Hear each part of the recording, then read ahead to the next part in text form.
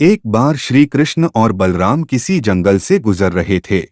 चलते चलते काफी समय बीत गया और अब सूरज भी लगभग डूबने वाला था। अंधेरे में आगे बढ़ना संभव नहीं था। इसलिए कृष्ण बोले, बलराम, हम ऐसा करते हैं कि अब सुबह होने तक यहीं ठहर जाते हैं। सुबह होते ही हम अपने मंजिल की ओर बढ़ चलेंगे। बलराम बोले, पर इस घने जंगल में हमें खतरा हो सकता है। यहाँ सोना उचित नहीं होगा। हमें जाग कर ही रात बितानी होगी।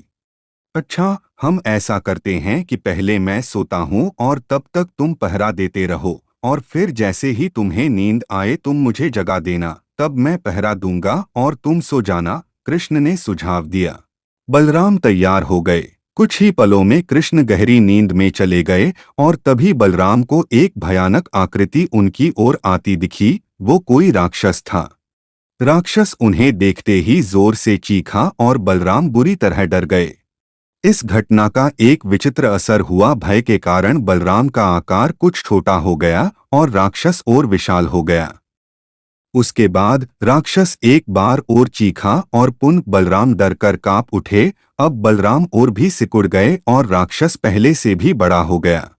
राक्षस धीरे धीरे बलराम की ओर बढ़ने लगा। बलराम पहले से ही भयभीत थे और उस विशालकाय राक्षस को अपनी ओर आता देख जोर से चीख पड़े, कृष्णा, और चीखते ही वही मूर्छित होकर गिर पड़े। बलराम की आवाज सुनकर कृष्ण उठे। बलराम को वहां देख उन्होंने सोचा कि बलराम पहरा देते देते थक गए और सोने से पहले उन्हें आवाज दे दी। अब कृष्ण पहरा देने लगे। कुछ देर बाद वही राक्षस उनके सामने आया और जोर से चीखा। कृष्ण जरा भी घबराए नहीं और बोले, बताओ, तुम इस तरह चीख क्यों रहे हो? क्या चाहिए तुम्हें? इस बार भी कुछ कृष्ण के साहस के कारण उनका आकार कुछ बढ़ गया और राक्षस का आकार कुछ घट गया। राक्षस को पहली बार कोई ऐसा मिला था जो उससे डर नहीं रहा था। घबराहट में वह पुनः कृष्ण पर जोर से चीखा।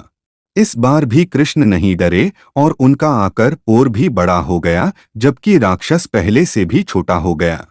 एक आखिरी प्रयास में राक्षस पूरी ताकत से चीखा पर कृष्ण मुस्कुरा उठे और फिर से बोले, बताओ तो क्या चाहिए तुम्हें?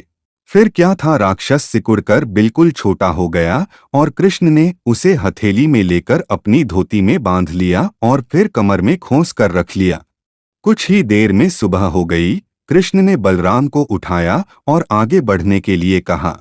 वे धीरे धीरे आगे बढ़ने लगे। तभी बलराम उत्तेजित होते हुए बोले, पता है कल रात में क्या हुआ था? एक भयानक राक्षस हमें मारने आया था। रुको रुको, बलराम को बीच में ही टोकते हुए कृष्ण ने अपनी धोती में बंधा राक्षस निकाला और बलराम को दिखाते हुए बोले, कहीं तुम इसकी बात तो नहीं कर रहे हो? हाँ, ये वही है। पर कल जब मैंने इसे देखा था तो ये बहुत बड़ा था। ये इतना छोटा कैसे हो गया? बलराम आश्चर्यचकित होते हुए बोले।